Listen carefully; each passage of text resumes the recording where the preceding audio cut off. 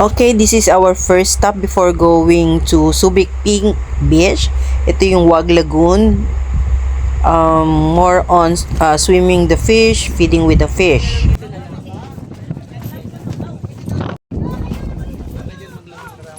Meron din naman mga souvenirs dito na pwede nating bilhin. Ito ang Lupitos Fish Tank Operation Services sa Wag Lagoon, Kalintaan, Matnog, Sorsogon. Yan. Ito yung mga klase ng fish na nandito.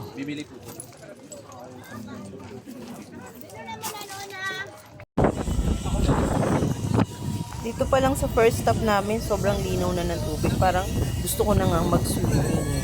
So, ayan, may mga nakapaskil naman na mga do and don'ts. And also, ayan, mapansin nyo, allowed niyang mag-swimming. Ayan, mayroong foreigner kaming kasabay. At kung mapapansin nyo dito sa bandang kaliwa, yan yung boat na sasakyan namin. Papunta dun sa gitna, dun sa napapansin yung kubo. Para sa ganun, makapag-feeding with the fish naman kami.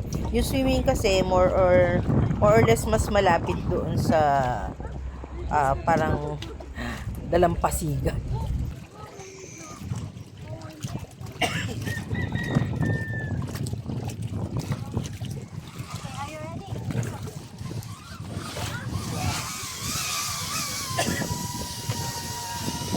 Okay, so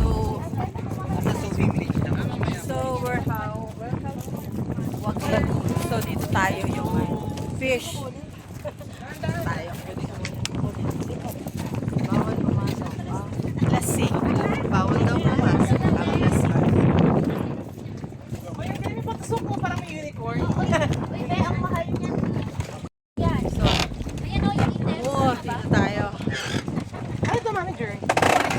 So, dito banda, ayan mamaya, magpapakain tayo para lumapit sa atin yung mga fish later. Like yung ginagawa nila.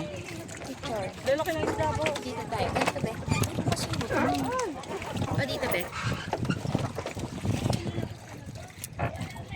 Manager? Ay, hindi po to.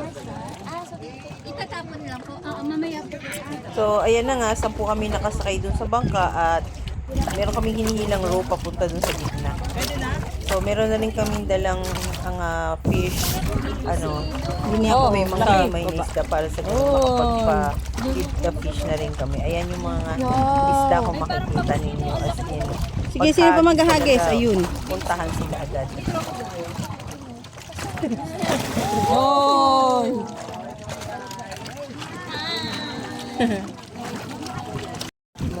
Yeah.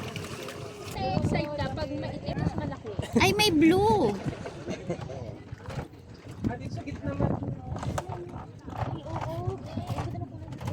Ay, ang laki! Ang laki! Oh, tamo na yun. Ito tuna! Ay, charis. Walang katuli. Ano daw? Ang laki, oh, grabe. Tabi po, tabi po.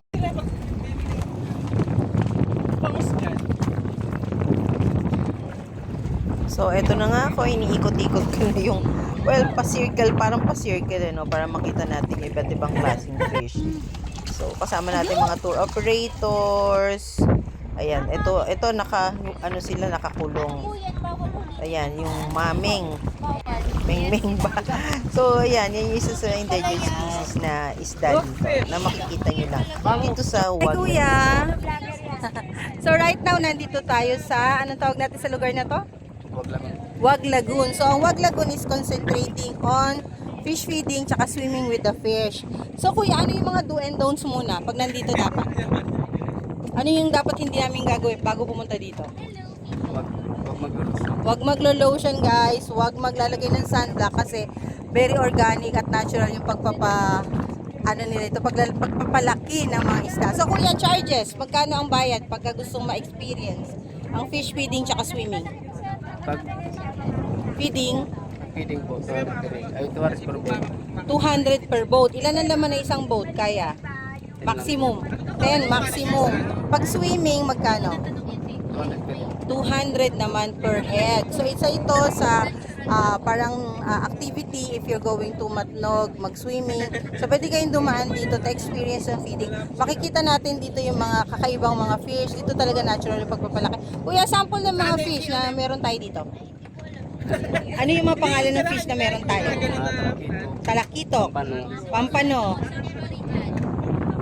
Samaran, Samaran, Fish, Parrot fish, Loro. Ano pinakamahal kuya ng fish na nandito? Talakito Piat, Talakito, Bangus, bangus. May memeng dito. Ano yung memeng? Maming po. Mameng. So, endangered na rin yung mameng. So, bawal nang hulihin. Pero dito, pinapalaki nyo sila. Tapos, binibenta din naman. Hindi naman yan. Ha? Feeding lang. For feeding lang. So, bawal palang hulihin. So, yun nga guys. So, mamaya naman. So, kung gusto nyo pumunta dito sa Matnog, this place is one place to visit bago mag-swimming. It's an experience kakaiba. Nakakatuwa na makita natin na yung, sabihin natin, yung makinakain nating mga fish ay libre or free from radicals. Bye! Okay. Tayo dito.